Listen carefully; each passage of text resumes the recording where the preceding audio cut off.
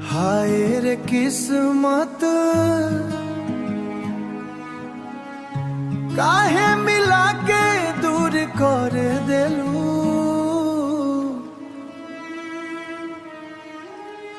रात भर जागिले अखिया नींदिया बुआवे ना,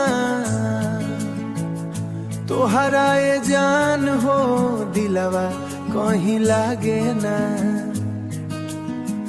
फोटो तोहर देख देख के रोवे दिल अकेले में, जियरा टूट गइल हमारा तोहर छोड़ के जाइले में।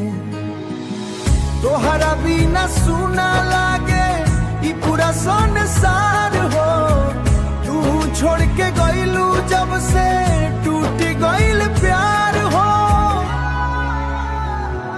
दिलवा रोवे चुपके चुपके केहू समझे ना दर्दिया, हमारा जिंदगी बन गइल बा टूटल एगो कश्तिया। कसम खैले रहनी साथे जन्म जन्म निभैबू,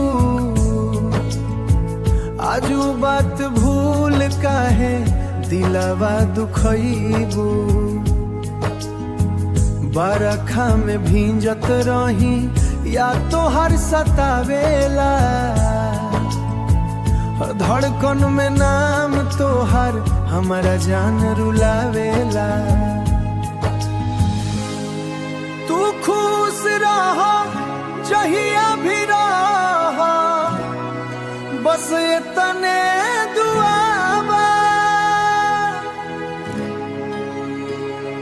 हम तो टूट के चाहनी तोहरा बाकी सजावा। किस्मत फेर मिलाई फेर से प्यार करो,